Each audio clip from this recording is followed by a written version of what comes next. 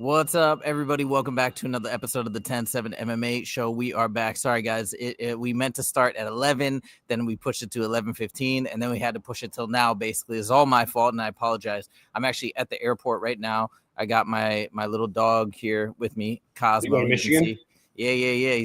We're going to Michigan together. So we're leaving in about an hour and a half, but we want to get the show out today, and we want to do it live. And so we moved some things around, but I kind of screwed up my entire plan to leave at a set time anyways. And then I had to take a shuttle to the Southern Gate, but I digress. We are here. We are ready to go. And we're going to chat about everything that happened this weekend, which were some interesting results. I wouldn't say fighting at its finest, but we had some interesting results. Justin Toronto says, what's up, dude? MGAL4 Productions, yo, tell us, how was the show? Because he actually went to the Jake Paul fight. What did you think? Oh, he says, Paul, go. Let's go. Okay, Justin, let me turn it over to you right off the rip. I made a couple of videos about this entire Jake Paul getting rocked by Anthony Joshua. Let me turn it over to you first. What were your thoughts of the main event? I mean, it kind of went exactly the way that we saw it to. Anthony Joshua was very calculated. He never got overzealous at any point. Jake Paul at one point, or say throughout the couple rounds, was shooting double leg takedowns, trying to slow the pace down. And then that final right hand that broke his jaw was nothing short of incredible. Trying to play a Philly shell against a guy that big when you're backed in the corner, I just don't think was a good game plan.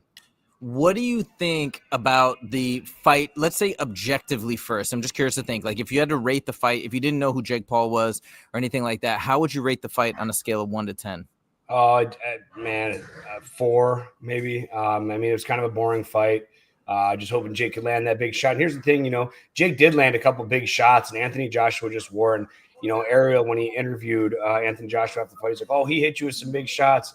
And Anthony Joshua's like, "Of course he hit me with big shots. It's boxing. It's just like in football or soccer. You score, I score. I hit you, you hit me. Like, of course I'm going to get hit. But I wore them all, and and he's absolutely right. And that is one thing I kind of hate when announcers say, like, "Oh my God, he hit you." It's like, of course he did. We're playing a combat sport. And it's just how we wear the punches, and we wear them just fine.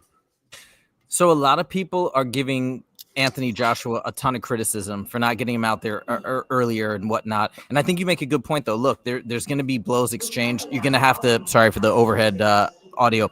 But there's going to be strategy involved. You can't just go in there and steamroll anybody regardless, especially when Jake Paul has some degree of training and he does know how to box. It's still dangerous. So – what are your thoughts on Anthony Joshua's performance? One last criticism in particular that he's received is he didn't do a good job of cutting off the ring. What are your thoughts? I mean, Jake Paul was running from him the whole time. It's hard to engage in combat when your opponent doesn't want to, man, regardless. And that's why, and that's speaking from experience too. There's times where, you just can't land your shots because you can't cut them off. And, I don't think Anthony Joshua deserves any kind of negative criticism. He went in there with a stellar game plan. He stuck to the game plan. He didn't give Jake Paul any chance to breathe and was able to finish him in the 6th round. Yeah, it was pretty incredible. Now, and even I also give Jake Paul, here's where I give Jake Paul the most credit.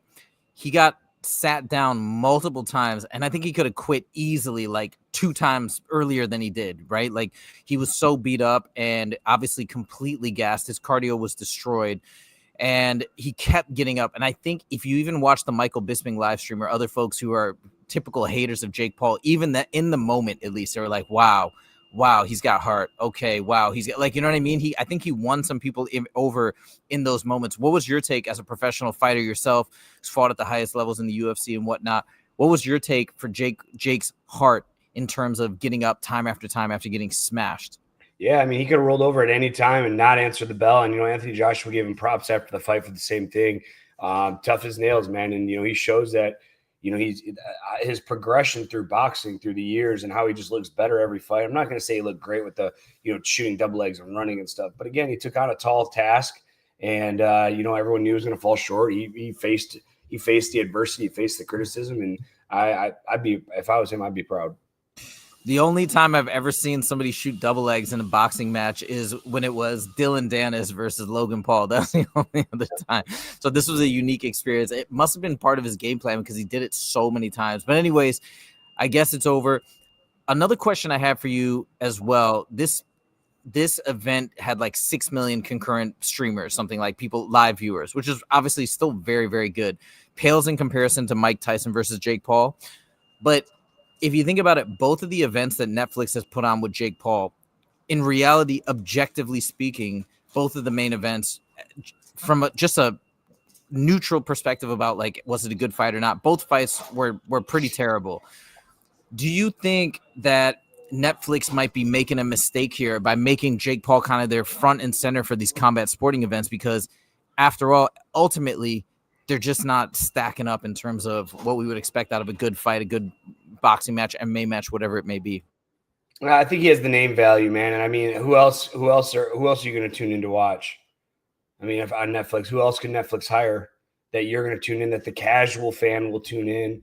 Remember, a lot of MMA fighters are tuning in to see Jake Paul fall. A lot of boxer fans are tuning in to see Jake Paul fall. We get that crossover of boxing fans and MMA fans. Instead, if it's a straight boxer, not many MMA fans are going to be tuning in. I think the only other person seriously with that name value would be Conor McGregor. And who knows what's going on right now with him. I don't even know if he's still going to be on this White House card. So we shall see. But anyways, it was an interesting event. I'll just give my take. I do think objectively speaking, and I said this in my video, I made a bunch of recap videos over the weekend, but overall, objectively, it was a terrible fight, but I enjoyed it because I wanted to see if Jake Paul could pull off the impossible. And I did put a little wager on Jake Paul, obviously lost that money, but it wasn't anything too crazy. But yeah, Jake Paul, even just when he survived the first round, I was kind of like, holy smokes, this is pretty wild.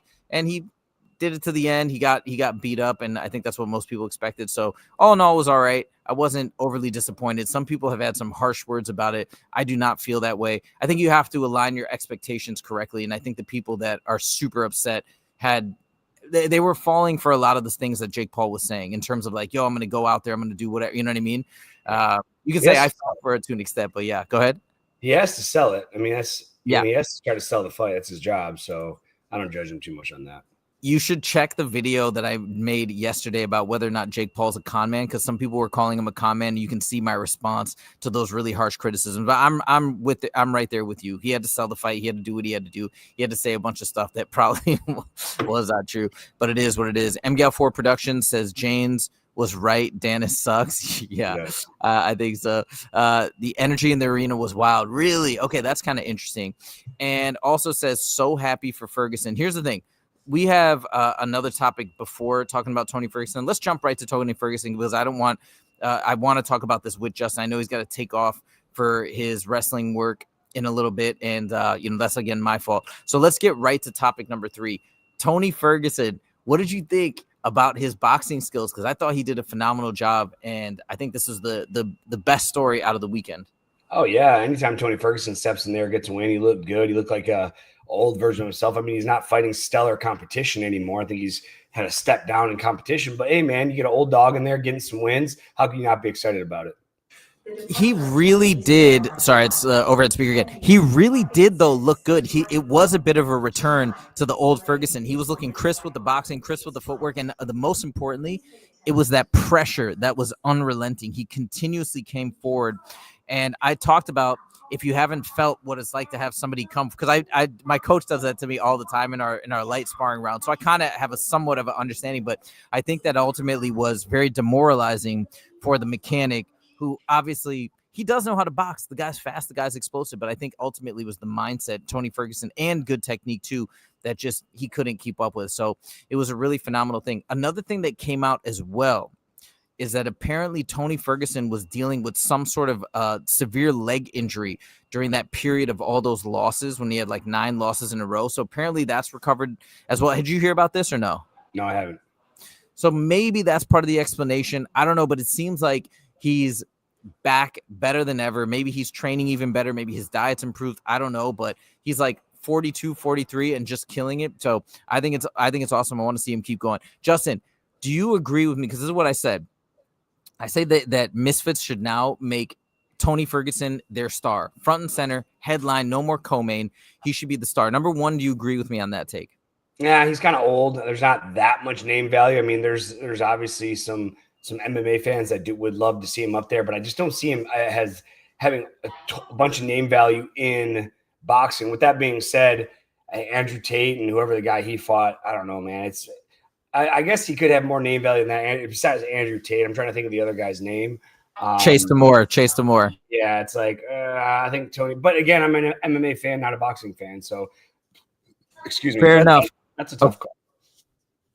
So if we did, okay, fair point, and maybe I don't know, maybe my take on him being the main event could be slightly off. I just think he's so beloved and he's getting so much momentum that it would be really cool. We all kind of want to see that story continue. And we're going to talk about Chase Demore to Andrew Tate in a second. That fight was crazy and not in a good way. But if we go back to Tony Ferguson, is there anybody that you can think? Because I think the main thing is we don't want Tony to lose. That's it. We're done with that. No fans want to see him lose. Is there somebody that you can think of that has good name value that could come in there, give Tony a decent competition, but where ultimately Tony would have the edge? No, not really. Not with anybody of any name value. What I'd really like to see is Nate Diaz. Nate Diaz has been talking about doing boxing. Tony Ferguson versus Nate Diaz. We had two older UFC vets that both deserve a big paycheck. And talk about name value. I mean, is there any bigger name value than Nate Diaz? So Tehran literally just said, oh no, wait, Tehran said Ferguson versus Diaz. He said right there. Oh yeah. Boxing also, and Ferguson versus McGregor. I don't know if I want to see Diaz. I kind of think I'd rather see Diaz also. I think McGregor is actually a pretty good boxer. I think he would starch Tony. But I think Nate Diaz would be a good fight. Plus, both guys would never stop. They keep coming forward. I think that'd be pretty interesting. He says Ferguson is 41. He turns 42 in February. Okay, very interesting. So yeah, Tony's getting up there. All right, let's talk about Andrew Tate versus Chase Demore. This fight was crazy, and I don't know. I don't know if Andrew Tate didn't train properly. He said he did. But the dude gassed out after 2 rounds and literally looked like he was going to die. Now, credit to him. He hung in there. He didn't give up. He didn't go down. He fought to the end and made it to the very end. But Chase Demore, I don't know if you saw how much of the fight you saw, but his technique was really, really bad. But he was still beating up. Andrew Tate, I think, again, because of the fatigue. Andrew had his moments in round 1, maybe a little bit in round 2, and that was kind of it. What's your thoughts on this fight, just at a surface level first? I mean, Andrew Tate came out. I've actually watched his lead up and his post fight of knowing he's going to be the older guy, know he's going to be the smaller guy, know he's going to be the huge underdog, and he was scared to take this fight, but he wanted to take this fight because he's scared. So I think the reason for him taking the fight, I don't think he needs any money, was for all the right reasons, and the fight kind of went how he expected it to go. But get up in there and face your fears says a lot about Andrew Tate. Yeah, I guess it does in that sense. He's 39. He's almost 40 years old. He was taking on younger competition. I think all things being equal, though, Tate was clearly the better fighter, but I guess he just couldn't put it together in terms of cardio because he was tagging Chase at the beginning, doing some nice body jabs and body work, things like that. Chase just was only headhunting, and he was throwing these weird rear uppercuts from a distance, which I haven't really seen before because I don't think it's a standard technique or probably an advisable technique. But I guess it was interesting to finally see Andrew Tate after he's blown up all over the place to get in there and see if he can still throw down. Do you think this loss, the way that Andrew Tate lost, do you think it's going to affect his brand negatively, or do you think this is still a net positive for him? No, it's a net positive for him, man. He collected a big paycheck. He got free advertisement. He probably motivated some people like, well, if Andrew Tate can do it, face your fears and this and that. He has such a huge following that I think this is only going to be positive for him. I mean, I'm sure he's going to get negative criticism too from haters, but overall, I think it's going to be a positive game. Yeah, he's getting lit up right now by haters, but a lot of people are coming to his defense. Actually, your boy Kevin Lee was ripping on him and saying, yeah, man, this is why we told you Andrew Tate's not a real fighter. I don't know if that's totally fair because the guy's 40 and he's been out of combat sports for like 10 years. So obviously there's going to be that little bit of rust there. But anyways, yeah, he's definitely getting a lot of criticism. All right, Justin, we're going to move it right along. There's something that I wanted to ask you last show, but we ran out of time before we got there. There was an interview of Kayla Harrison on Ariel Helwani's show where she said that when she first started training at American Top Team alongside Amanda Nunes back in the day, that they had one sparring session, okay? And Kayla wouldn't go into details about how it went, but she did say to some extent that Amanda Nunes mostly beat her up because she was very new to MMA at that time, but she wouldn't go into many more details than that. Then she said that they were scheduled to, I believe, spar at least 5 rounds, maybe more. But then after 2 rounds of sparring, Amanda Nunes stopped the sparring. She didn't say, she wouldn't give any details why, because she didn't want to be like a tattletale or whatever, I guess you could say, or big mouth. So she said Amanda Nunes stopped sparring, and then from that day on, never sparred with Kayla again. And I wanted to know from your perspective, right? Like you train in Extreme Couture, you see pros fight against each other all the time. Is this meaningful? Does this mean something that you're scheduled to go 5 rounds, let's say you're 10 rounds or whatever it may be, you bail out after 2 rounds, is that saying something that maybe Amanda saw that Kayla was going to get the better of her at some point, or that they were going to be competitors and she didn't want to show her any of her stuff? It's so when someone makes a broad statement like that, especially in MMA, especially when it comes to training and sparring. I mean, who are we to say that Amanda wasn't injured and couldn't continue after 2 rounds, or who, to try to switch the narrative and be like, oh, I was beating her ass so bad. I mean, shit, she could have lost the 2 rounds. Amanda got hurt, or maybe she got tired, and she's like, you know what, I'm done for the day. It could be as simple as that, and that happens a lot. I mean, there are times where Johnny Case paid me to come in. He wanted me to go 5 rounds. After 3, I think I got cut in one of the rounds, and I was like, hey, man, I'm done for today, dude. I got cut and blah, blah, blah. That's just something. So for Kayla Harrison to say, hey, after 2 rounds, she quit. I'm not going to go into details why. I mean, there's too many unanswered questions of why she quit. And she could have quit for the simple fact, the matter of maybe she threw a kick, it got checked, and she had a bruise on her shin. Because at the end of the day, we're fighting for free. Sparring is fighting for free, and we got to take care of our bodies long term. And for Kayla Harrison, just to put a blanket statement down, it could have been for so many reasons. Okay, that's fair. I've been dying to ask you this question for like a week and a half to see if there was any substance to this. I was planning on making a breakdown video. Maybe I will, maybe I won't. But you're right. There's too many unknowns. Also, the second thing is, as the follow-up, they never sparred again the entire time that they were at American Top Team together. They were there together for a very long time. Why do you think Amanda didn't want, because it was apparently from Amanda, not from Kayla. Why do you think Amanda didn't want to spar with Kayla? Do you think it's just because she saw her coming up, knew she was a potential threat, and didn't want to show her any of her tricks or tools? Or what do you think that might have been about? So there's gym warriors. All right. And I'm not going to go any, there's at least 5 or 6 guys at the gym that I personally refuse to train with. They have no regard for their training partner. Now, there's 2 reasons this could be. It could be for what you're saying is maybe she saw her as a potential, opponent down the road, doesn't want her to see her secrets. Okay, that's valid. But the other thing could be a lot of times, again, I'm not going to name any names. There's guys at the gym I won't train with, I won't grapple with, I won't wrestle with, I won't spar with, especially spar, because again, you're going to fight them for free, and they're going to be throwing knees and elbows, and they're spazzy, and they get in there and they break people's arms with arm bars, and they heel hook people, and they're just bad training partners. Kevin Lee was one of them. That's why, when Robert Fallis asked me to spar with Kevin, I did it very reluctantly. One time, Kevin Lee asked me, hey, can you come in and do takedowns on me? Yeah, no problem. I'm not going to throw. And I say, hey, man, don't throw any knees. I'm going to be shooting in over and over and over, trying to get you down. Oh, no, I won't throw any knees. I won't throw any knees. First 5 seconds, might have been 10 seconds. He throws a flying knee, knocks me out. And he's like, oh, my God, I can't believe I did that. I didn't mean to. It was just reaction to do that. And it's like, dude, you're a fucking piece of shit. And then another time, Robert Fallis asked, hey, can you come train with Kevin? I was like, hey, man, I really don't want to. Kevin's not a good training partner. He's like, no, it'll be fine. It'll be fine.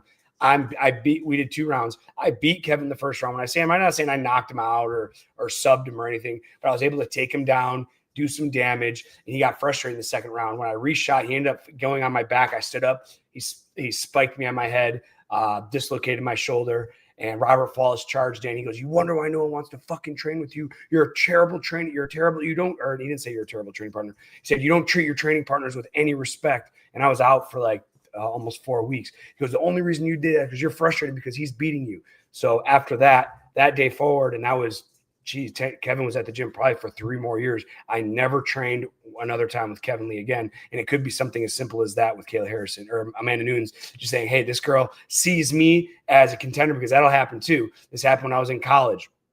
For instance, on your depth chart, say you have 3, you have your starter, your second guy, and your third guy. Well, all 3 of those guys, although they're teammates, they're competing for that number 1 spot. And there's a lot of times if there's scholarships or money involved, they don't see you as their teammate. They see you as competition. And I've seen some pretty nasty things in the wrestling room where guys will try to blow each other's knees out, trying to take over that number 1 spot. When you have Kayla Harrison on the rise up, she sees, hey, Amanda Nunes is where I want to be. And, potentially could have been a bad training partner for Nunes. Okay, that's really interesting. Dude, that's crazy. People trying to blow out each other's knees just to get that top spot. That's super effed up, man. Well, there's money involved in it, too. There's money involved, especially with, like, NIL. You know what NIL is? No. NIL is like college athletes can get paid now, all right? So let's say that you're the starting you're the starting wrestler and I'm the second string and you're getting paid, I don't know, I'm just throwing a number out there that's probably not accurate, 50 grand or 100 grand or 500 grand, and I'm getting paid 20 grand. Well, if I can injure you and take your spot, I'm going to take that scholarship over potentially. Yeah, I did know that college athletes are getting paid though now, and like some of the quarterbacks are making like millions a year or something crazy like that. But I think that's a good thing. But yeah, that's not good if people are trying to do that to each other, to their own teammates. And what the heck, you can't even trust your own teammates. I can't even imagine what that would do to the team dynamic. That's crazy. But anyways, all right, that's really good insights. Thank you. I've been wanting to ask you this. Let's go to our last topic. I guess we're kind of speed running the show, but I know Justin, like I said, has to leave in about 3 minutes. Okay, let's talk about this last topic here. Caio Borralho versus RDR. This fight has just been announced after Caio lost to Imavov, and we also had RDR recently take a loss to what's his name? I'm blanking on his name right now. Yeah. Oh my gosh. Brendan Allen. Brendan Allen. There we go. Yeah, he lost to Brendan Allen. He was dealing with some issues. He was saying he just couldn't fix his cardio. I assume now things have gotten better, but this is a really, really cool matchup. I'm very excited to see this. I at first thought it was, I mistakenly heard that I thought it was, what's it called? Not RDR, but oh my God, I'm having brain fog today. Duplessis. I thought it was going to be against Duplessis, or that's how I heard it the first time. But anyways, that would have been even cooler. But RDR versus Caio, let me hear your thoughts real quick. What do you think about this matchup for 326? Man, if RDR can get his win together and get his gas tank together, I think he should be able to take Borralho. But Borralho, man, he's going to be fighting from the first round to the final round. If RDR can't get him down, Kyle Borralho could have a field day on the feet. Okay, I'm very curious to see that fight. I like that pick that you're essentially going with RDR if he can get his cardio under control. I would be rooting for RDR too. I think he's my favorite of the two fighters. So anyways, we shall see how that goes. Guys, we had a quick show today. Again, apologies for getting to the airport late. I did my best, but I kind of screwed up there. Thank you guys so much for joining. Tehran, thank you again. Oh, yeah, Paulo Costa. I saw that Paulo Costa has been added to that card as well. Hopefully we'll get a chance to talk about that on Friday, plus a bunch of other topics. We're also going to do some sort of a show, maybe Friday, maybe next Monday. We're going to talk about all our favorite moments from 2025. I'll make a big list, and me and Justin can go back and forth and kind of vote on things. It'll be a fun end of the year show recap of everything that's gone down this year. But thank you guys so much for joining. Thank you for being flexible today. I know we changed the time. I apologize for that. And we will see you guys in the next episode. Take it easy.